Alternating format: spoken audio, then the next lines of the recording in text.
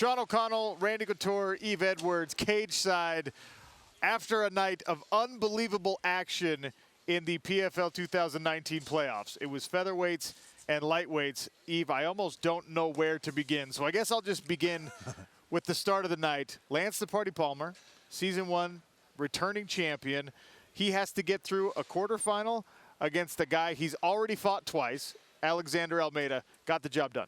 He definitely got the job done powerfully, and he was so consistent, right? I mean, he does the same thing all the time, but he's added a slight new wrinkle to his game. His striking's gotten better. He showed us a little bit of that in his quarterfinal fight, but he showed us the old school Lance Palmer in that one.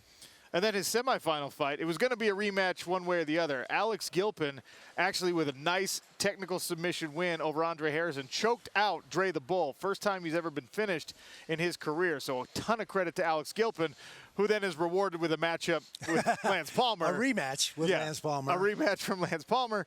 And, well, there was a lot more striking in this one. Lance Palmer put the left hand on display. Absolutely. He landed that left hand with regularity. We've seen more kicks out of Lance tonight than we've seen before. He's just really upping his game and continuing to add things, layers to the onion, if you will.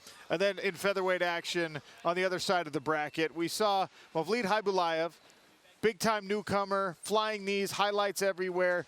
Number 2 seed heading into the playoffs. And I didn't know much about Daniel Pineda because we hadn't yet seen him in regular season action. He got in on a walkover. Randy, you hadn't seen much. Yves was gloating about how much he knew about Daniel Pineda. He's my friend. That's your guy. And goodness gracious, he dispatches Mavlid early.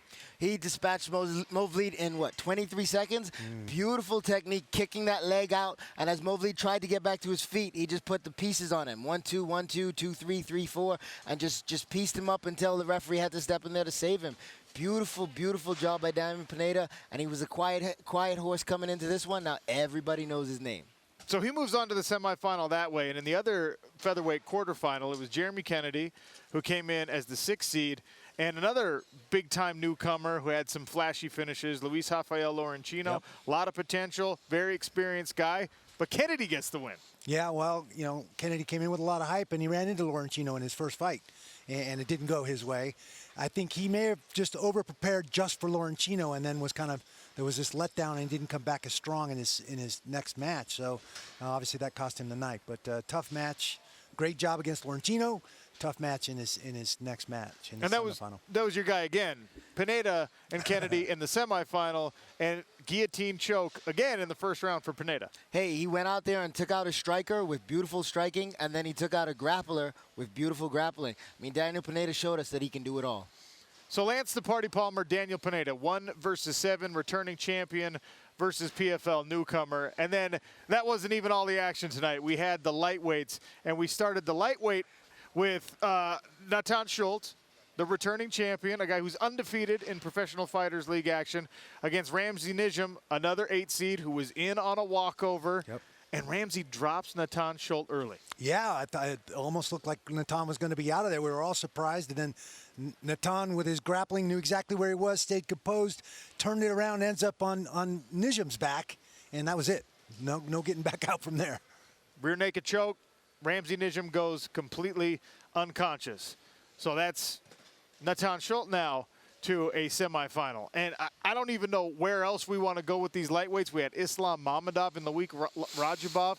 That was a tough matchup, a grinder of a fight. A lot of wrestling from Mammadov, who is undefeated in the last 10 years. The man has not lost a fight in 10 years, 17 pro victories in a row. But it was Loik Radzhabov who, in those rare moments when he had openings, was going for the finish, and the judges thought that was good enough. Yeah, and he created those openings on his own. As Islam Mammadov shooting for a takedown, he's defending. We see Loik defending the takedown, and he shows us that power, landing the big hammer fist, stunning him. And then in the second round, when Loik is defending, he finally gets to Mammadov's back, almost sinks in that rear naked choke. I mean, those effective techniques that almost ended the fight. When it comes to a draw, I think that's what the judges saw, and that's why they gave him the ticket to move on. It was Russia versus Russia in another quarterfinal. Ahmed Aliyev, Rashid Magomedov, a finalist from last year. These guys have been friends since they were kids, Aliyev gets the win. Yeah, and we see Rashid normally control range very, very well. He's very dynamic. He's strategic, surgical almost with his striking. He had none of that tonight. He got kind of overrun by Aliyev, who had great hands ripping to the body, working his way up to the head. Amazing kicks in the middle combinations. He'd throw a wheel kick or something. He was incredible and deserved the win. Looked great in that quarterfinal. He ran into Natan Schulte in the semifinal. Ended up sleeping, Yves. Yeah, he did end up sleeping, but that first round, he had everybody awake. I mean, everybody was awake in that one. That was the complete form of mixed martial arts. They both were landing good takedowns. They were showing their dynamic skills. They were all over the place in the grappling department, in the striking department. But in the second, Natan just kept walking forward, kept pacing through him, and finally got the takedown that ended up letting him work to that head and arm choke, and he put another man to sleep tonight. He's like an aggressive version of Nightquill. Yeah. Nightquill or Nighthall. Yeah. It's Natan Nighthall Schulte. And look, he finished that from the mount, which is not the customary position to finish that shoulder choke. So really incredible. I can't leave out Nate the Snake and Chris Wade's rematch in a quarterfinal. They matched up in the regular season. Chris Wade desperate for that rematch with Natan Schulte. He gets by Nate Andrews.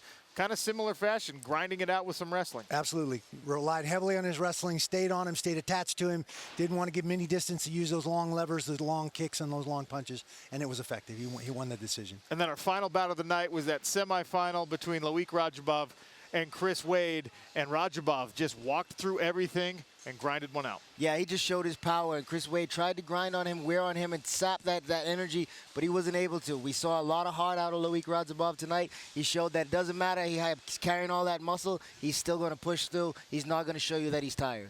Loik Radzhabov, Natan Schulte in the championship on New Year's Eve for a belt and $1 million. Brazil versus Tajikistan. And I will say this, for Jaguar Par, Loik Radzhabov, you can move forward like a zombie through anything, but you don't want to do it into Natan Schulte. Still looking forward to that matchup. A great night of playoffs. We're back in 2 weeks on Halloween with heavyweights and light heavyweights. I'm Sean O'Connell. That's Randy Couture. That's Yves Edwards. Thanks for watching. Hello, everyone. It's Ariel Helwani. I just came here to thank you for watching our ESPN YouTube channel. It's the best. You know what else is the best? The ESPN app. You can get highlights, analysis, all that stuff and more. And if you want premium content and live streaming sports, there's only one place for all of that. It's ESPN Plus.